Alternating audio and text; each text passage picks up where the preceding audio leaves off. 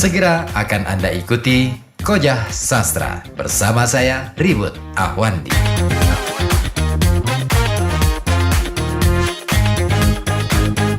Oke, dari 7 unsur itu, kalau menurutmu gimana? Karena ada sangkut pautnya dengan sastra, itu memang 7 itu kan memang hal yang dipenuhi. Betul. Selain kalau tidak melulu tentang 5W1H gitu loh. Oh ya, betul. Yang paling umum kan 5W1H gitu kan. Terus piramida terbalik. Iya kan. Buka isi penutup itu. Pokoknya bagian depan itu hal-hal yang umum informasinya. Terus kemudian tengah itu background. Paling bawah itu ujungnya adalah detail. Menjawab pertanyaan how gitu kan. Iya gitu. What, when, who, where, why gitu kan. Background itu jawab why gitu. Soalnya kan gini Kang, kebanyakan surat kabar gitu kan hanya berisi informasi umum. Ya. Yang kayak angin lalu lewat ya udah lewat. Kalau jurnalis sastra kan ada hal yang membekas itu loh. Enggak sih, kalau menurutku bukan soal bagaimana, ini hanya soal teknik menuliskannya aja sih, penyajiannya aja sih. Mungkin peristiwanya sama, ya kan? Cuman karena kebutuhannya beda, ya kan? Kalau straight news, berita yang harus cepat disampaikan, maka ya seperti itu.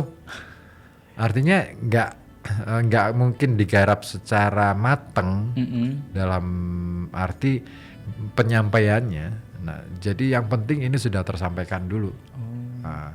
Hard news, straight news gitu. Berita cepat, berita sekilas gitu. Itu ya begitu itu. Tapi berita yang ditulis dengan gaya sastra itu satu peristiwa. Oke, mungkin berangkat dari satu peristiwa. Misalkan Rob misalnya. Gitu kan. Kan ini sudah terjadi berulang-ulang. Gitu kan. Berulang. Kalau straight news ya sebatas Robnya itu aja. Tapi kalau jurnalisme sastra mungkin itu akan diikuti dari waktu ke waktu, kapan Rob itu datang, kapan surut, kemudian bagaimana keadaan masyarakat di sana, seperti apa sih, bahkan untuk meliput sebuah ketika ingin meliput dengan teknik jurnalisme sastra, itu dia harus hidup di situ untuk berhari-hari. Iya, harus hidup di situ, di lingkungan itu, berinteraksi dengan masyarakatnya. Syukur-syukur akhirnya mendapatkan akses sampai ke masyarakat yang mungkin tadinya nggak berani ngomong, akhirnya bisa buka suara. Nah, itu baru keren. Melebihi dari investigasi. Kalau investigasi kan kadang-kala kan kita masih main bukan kucing-kucingan sih, tapi lebih ke sembunyi-sembunyi gitu kan. Kita mencoba untuk menyembunyikan diri kita agar tidak diketahui gitu kan. Ini enggak, hadir di situ, ada di situ bersama dengan mereka, sehingga apa yang dirasakan oleh mereka itu benar-benar bisa dituangkan dalam tulisan itu. Itu. Akhirnya mikir lagi Kang saya Kang. Iya. Mikirnya begini. Memang harus mikir. Kalau kamu datang di Kojah Sastra harus mikir. Ada bentuk lain sepertinya, meskipun jurnalisme sastra itu masih terkesan senyap, namun soal yang tadi diceritakan tujuh elemen itu, 7 unsur itu ada pada dokumenter sebenarnya. Iya, bisa dibilang begitu. Dokumenter itu kan cenderung features kan. Nah, salah satu pendekatan jurnalisme sastra bentuknya adalah features. Nah, salah satu loh ya. Salah satu. Tidak salah dua. Kalau salah dua nilainya 8. Soalnya 10 berarti.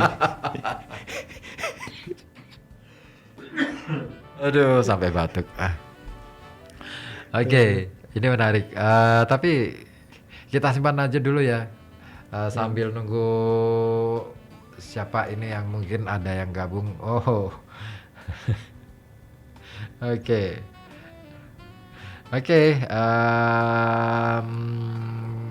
Satu lagu dulu deh. Saya pengen muter, kamu pengen muter, tak puterin lagu apa? Request bisa kan? Aku tak siapin ini deh. Ada Fajar Merah, Bunga dan Tembok ya. Oh boleh. Oke. Yang di rumah, yang dimanapun saja, dimanapun Anda berada, gitu maksudnya. Silakan Anda bisa bergabung di 424474 ataupun di 0855420912. Ada Fajar Merah, Bunga dan Tembok.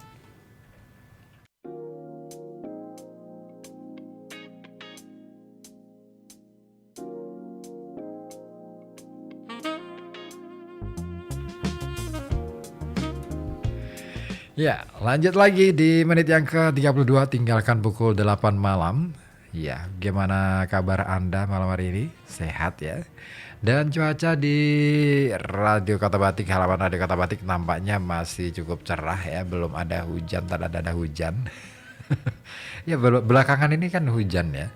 Jadi harus waspada, tetap jaga kondisi tubuh untuk tetap fit gitu. Dan kawan, di Amerika Serikat, New Journalism atau jurnalisme sastra ini diamalkan oleh banyak penulis kondang seperti Truman Capote, ada yang mengajukan label novel non-fiksi untuk bukunya yang berjudul In Cold Blood, terbit pada tahun 1967. Nah, sebuah buku yang menelusuri berbagai aspek di sekeliling pembunuhan brutal di Kansas. Truman mengikuti si pembunuh mulai dari penangkapan, pengadilan, penjatuhan putusan, dan akhirnya sampai eksekusi. Selain itu, dia juga menyorot hal-hal di sekeliling tempat terjadinya pembunuhan tersebut. Nah, keren kan? Tapi ada yang menarik sebenarnya kalau dari yang dari bukunya Truman ini, dia sampai membuat label novel non fiksi. Padahal fiksi. Bukan. Non fiksi. Novel biasanya kan digunakan untuk kalau dalam sastra itu untuk sebuah cerita fiksi. Rekaan. Tapi ini non fiksi. Non fiksi. Keren kan? Novel non fiksi. Sederhananya kisah nyata.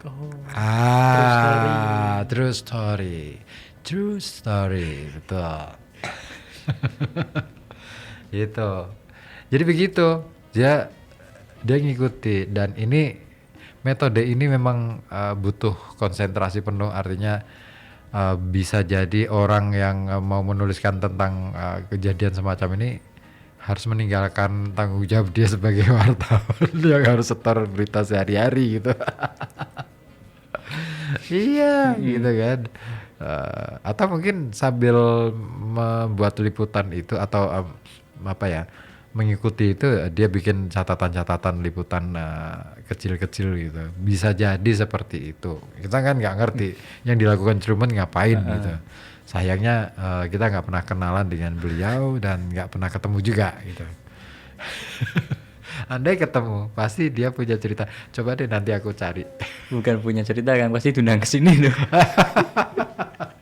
Gimana ceritanya gitu ya? Gimana ceritanya, Bung? Kok bisa sampai seperti itu? Gitu ya? Nah, ada contoh lain ini praktik new journalism atau jurnalisme sastra. Ini yang dilakukan oleh Hunter S. Thompson. Dia dikenal juga sebagai seorang novelis yang pernah mengikuti Hells Angels, geng motor yang memiliki reputasi negatif tapi ditakuti. Nah, Thompson ini menuliskan hasil pengamatannya secara mendalam dalam Hells Angels, The Strange and Terrible Saga of the Outlaw, terbit pada tahun 1967. Nah, sebelum akhirnya dia didepak dari geng tersebut. Jadi dia ikut ke dalam geng itu. Nah, hanya untuk menuliskan itu gitu loh, realita itu. Nah, dan memang ya, karya-karya yang dianggap sebagai contoh utama jurnalisme sastra atau jurnalisme baru ini adalah karya-karya yang berbentuk buku, bukan laporan di koran atau di majalah gitu. Dan di media berkala, ini karya-karya semacam ini bisa ditemukan di majalah-majalah. Kalau di Amerika sana ada The New Yorker atau Atlantic Monthly. Sayang kita nggak hidup di Amerika ya. Aku membayangkan di Amerika seperti apa kira-kira ya. Kita bisa diperkaya dengan itu. Pernah ngimpi nggak sih kamu pengen ke Amerika gitu? Kalau Amerika takut saya Kang, Kenapa? liberal.